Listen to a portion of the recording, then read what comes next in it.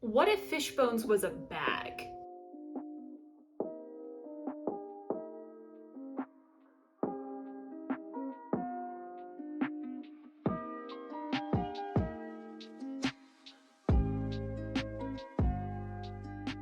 Hello, my name is Lainey. I'm a cosplayer and YouTuber who likes to talk about D&D, books, my own creations, and so much more. And today, I'm going to attempt to make this little guy into a Fishbones bag. Now, I don't have much experience with going to conventions because my first year of cosplaying just so happened to line up with a certain pandemic. So, I may have only gone to one, maybe two cons before COVID existed. However, con season is starting back up, and I have my first convention at the end of this month. I might have already gone to it if, I take my usual time with editing these videos. I'm sorry. But anyways, I have less than a month to prepare for my first ever convention, full weekend convention. Am I slightly terrified? Maybe. But I am also very excited. Obviously, I will be cosplaying the entire weekend, or most of the weekend, and with cosplaying comes having to carry all your essentials, such as your phone, your wallet, preferably a water bottle so you don't die on the convention floor, all those good things. However, the only bag I really have is a Disney bag of the Tiki House, which isn't bad, it holds a lot of stuff. It just doesn't fit into any of my costumes. Specifically Jinx, who I am definitely going to be wearing to a convention because, Arcane brain rot, that's the only reason that's the only excuse.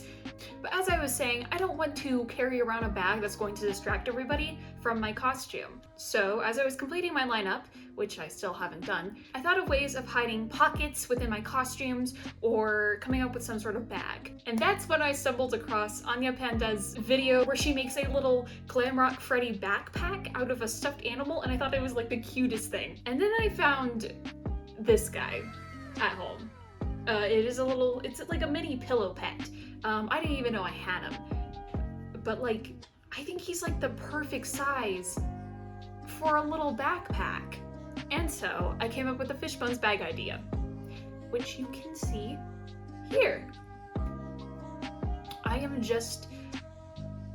When I first came up with the idea, I just realized just how cute this idea would be.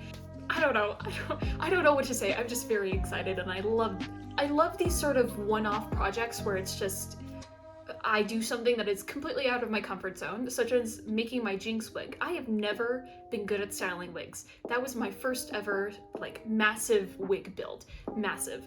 But I had never dyed a wig before. I didn't think it would turn out well. But you guys seem to like that video. So I hope you guys like this one. Anyways, right here I have all my supplies, so just embroidery floss. You have to go over there. This is cotton straps, but I've seen people use nylon. Mind you, I didn't carry any, so this is the closest thing I got. This is about 1.5 yards. I have a parachute buckle because I want this to be crossbody, and I want this to close over the front so that I can easily take it on and off whenever I like. And then finally, I have this big stack, not big stack, but I have a stack of random felt colors in the colors that I sort of want. I also have a bunch of fleece that I really need to use, so I might switch these out for that instead. But we'll talk about that more once we get there. Anyways, again, I'm very excited to get started, so let's just hop on in. Oh, actually, wait! Hold on. Get over there. Big thank you for 500 subscribers. That was really fun to wake up to in the morning. I got a little notifications that said yay or whatever from YouTube. So yeah, again, thank you. I'm glad you guys like these videos because they take a lot of time and effort. But yeah, now we can go get into the video.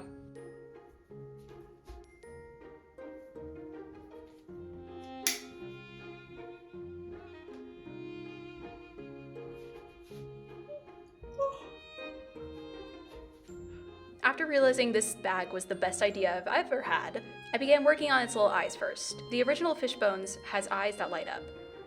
I can't do that with an old pillow pet, so the second best option is to paint them, which I did using some chrome acrylic paint that I don't remember buying, but it got the job done, so. I also cut some of the surrounding fur bits around the eyes and the gills so that they're a little bit more noticeable. In my original design, I thought of making him little pieces of body armor to mimic his appearance in the game in Arcane, but last minute decided that that was stupid and stuck to only the eyepieces and paint splatters. This also means that you won't need nearly as much felt as I had mentioned at the beginning of the video. That is, if you do end up making this for yourself, which I don't see anybody doing, but if you do, you are legally obligated to show me, so.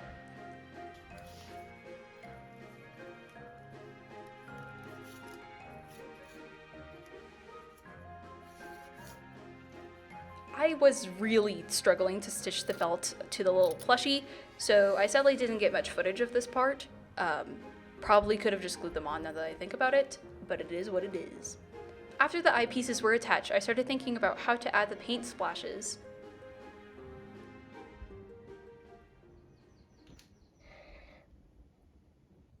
Okay, hi. So, I left and came back, and looking at like the spots again, the eyes are fine for right now, but like these spots, it's giving more like blue cow, if that makes sense, rather than spray paint messiness that I want, because this is supposed to look like Jinx made it. So I think I might just scrap the felt idea for these. Again, those will stay. Maybe use acrylic paint. I haven't really decided though, because like it's a stuffed animal. Like it feels like I'm not allowed to do that. I don't know. I'm gonna do some more research on what other people have done, and then I will be back. Eventually.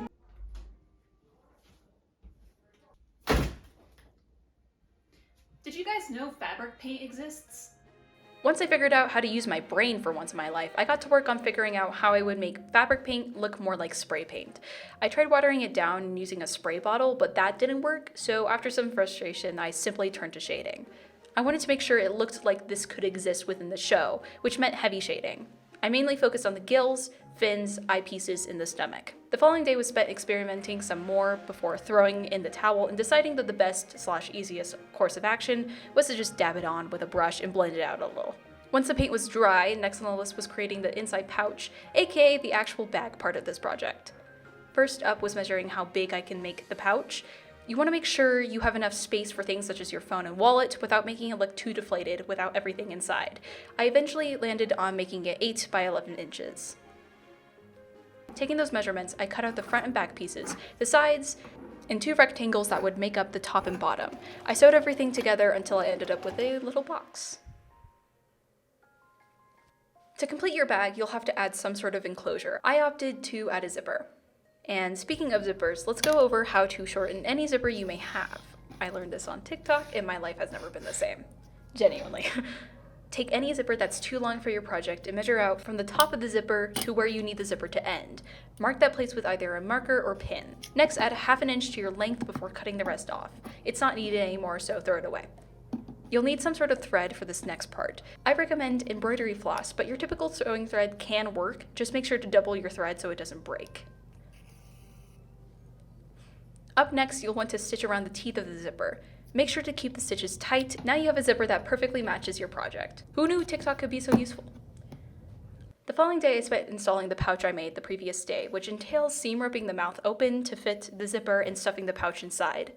Once everything was pinned, I went ahead and hand stitched everything together. And yes, I once again did not film this step because I was too focused on not fucking it up. Next was making it wearable. I pinned the strap onto the bag and mapped out how long I needed it to be before hand stitching that on as well. Lots of hand stitching, I know, but I trust embroidery thread more than your typical sewing thread. Once it was wearable, I did one final try on before calling it good.